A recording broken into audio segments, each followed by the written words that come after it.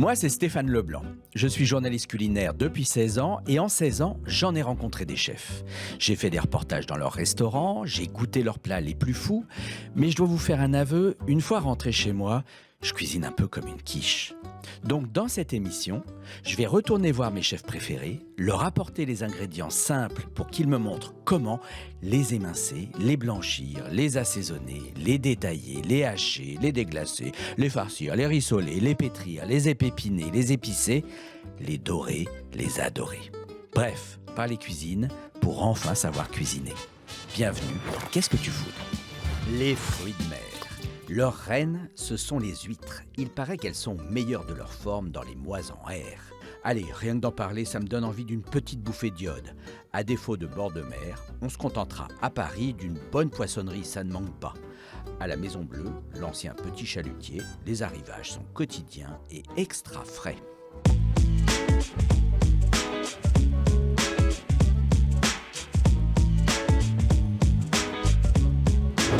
Des huîtres, entre 4, 6 ou 12 par personne. Quelques crevettes, des bigorneaux, des bulots, des crevettes grises. Les oursins. Les huîtres et les moules. C'est vraiment ce que je préfère. Les huîtres et langoustines, s'il y a un peu de langouste au bar, quoi. Mon père en achetait toujours des bourriches. Et puis c'est comme ça que nous on a appris à en manger. Un peu la crevette. C'est l'histoire de... On mangeait la crevette ensemble le samedi midi, souvent à la famille. Ouais, c'est souvent un repas de samedi midi, ouais. Mais je rêve, c'est Sonia Bichet qui passe dans la rue. Est-ce que tu as 5 minutes? Parce que là, je viens juste d'acheter des fruits de mer. C'est le moment ou jamais de te demander quelques conseils pour dresser un plateau qui sort un peu de l'ordinaire. Est-ce que tu as 5 minutes? J'ai 5 minutes, top chrono, mais Bon, avec plaisir. Génial. Au fait, Cécile, c'est quoi l'histoire du plateau de fruits de mer ?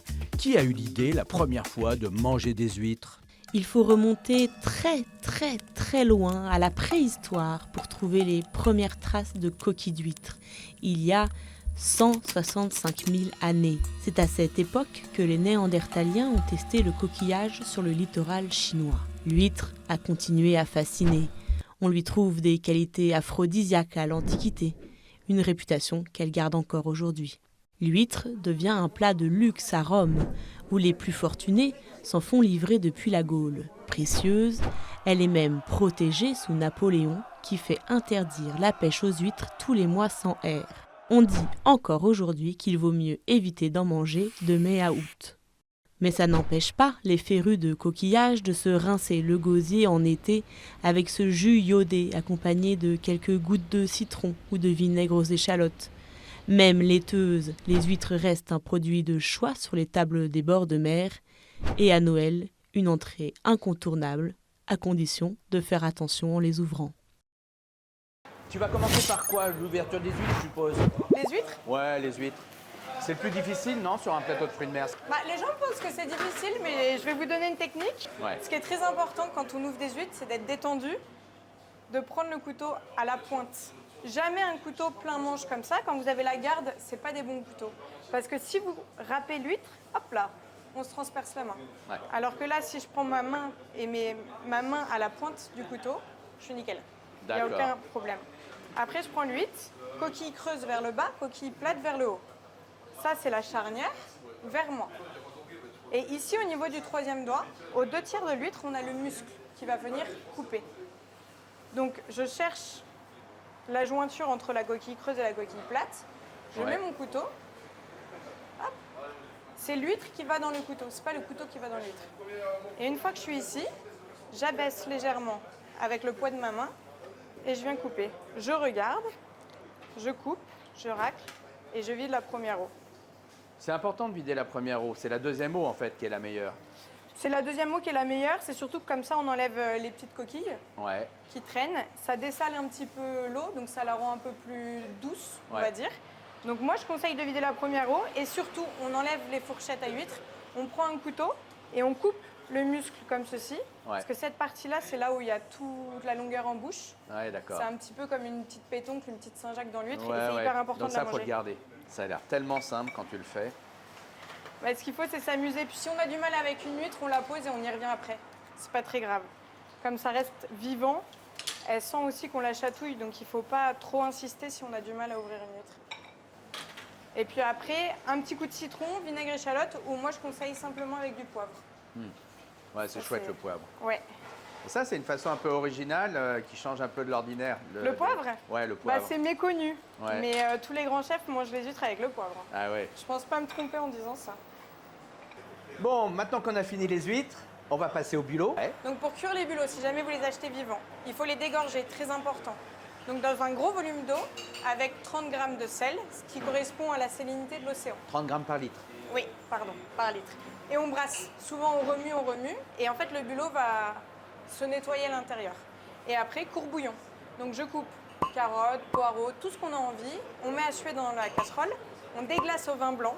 Petite recette de ma grand-mère. Et après, on met les bulots, on mouille à hauteur et on laisse cuire 40 minutes. Voilà. Et là, j'ai la petite opercule, ici.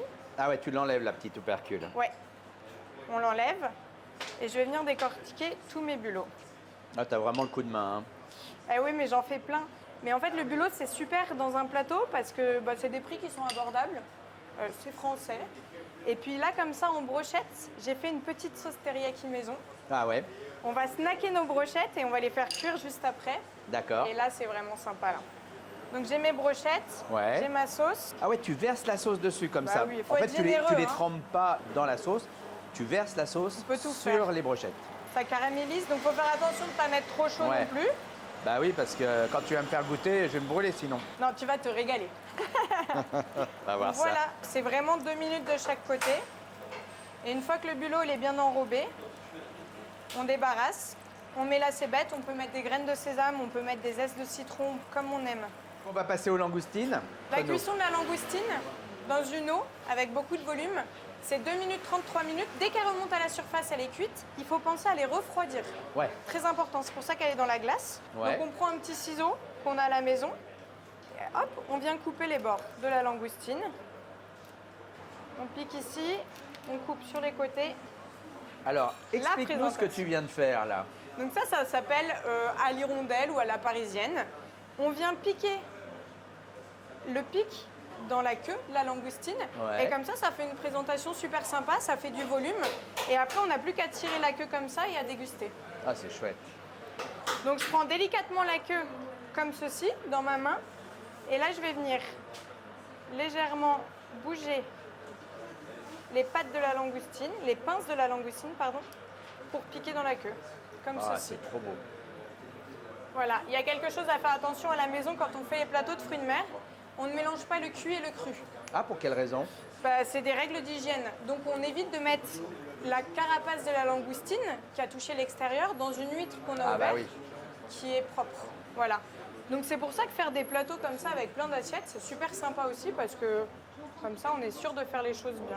On passe à la suite? Eh ben oui, on fait quoi là maintenant? Oui, bah écoute, je te propose de faire une petite araignée. Allez, une J'ai utilisé araignée. le même bouillon que les langoustines, donc comme ça, elle sort de cuisson. Ouais. direct. Donc on vient enlever toutes les pattes. Voilà. Et là, je viens retirer la carapace. Donc ici, il y a à manger. Dans la tête, il faut venir chercher avec des petits cure-dents. Les branchies, on va les enlever. D'accord. Et puis après, on va s'occuper des pattes. Ok. Comment tu l'adresses ton araignée maintenant? Et bien l'araignée, on a nettoyé bien la tête, comme Ouais. ça. Pareil, j'ai de la sucrine qui me reste, donc je vais en mettre comme ceci. Ouais, toujours l'idée finger food. Finger food, ouais. Bah là, l'araignée, elle est prête à déguster. Et on pose ça sur notre plateau, Ouais, c'est joli comme tout. ici. Superbe. Sur notre plateau, on va aussi mettre un petit peu de poisson. Non, mais puis j'adore, puis on est en poissonnerie, on adore travailler les fruits de mer, mais on adore aussi travailler le poisson. Et les deux matchent très bien dans des plateaux. Donc moi, je le coupe en deux ici. Il y a la partie dorsale et la partie ventrale. Ouais. Je viens le sectionner ici, entre guillemets. Je viens couper mon poisson. Hop. J'enlève ma peau. Ça, c'est la veine de sang. Ouais. Beaucoup n'aiment pas trop, donc on peut venir la Ouais, rattraper t'enlèves comme un ça. peu le blanc là. Voilà. Le poisson cru, la seule règle qu'il y a, c'est qu'il faut vouloir le manger. D'accord. Donc là, le ventre, je fais des petites lamelles. Hop. Donc on privilégie la truite au saumon. C'est français. En France, on contrôle énormément l'élevage. On sait d'où ça vient et ça fait vivre aussi des familles françaises. Faut pas l'oublier, c'est que derrière chaque poisson, il y a quand même des humains qui travaillent.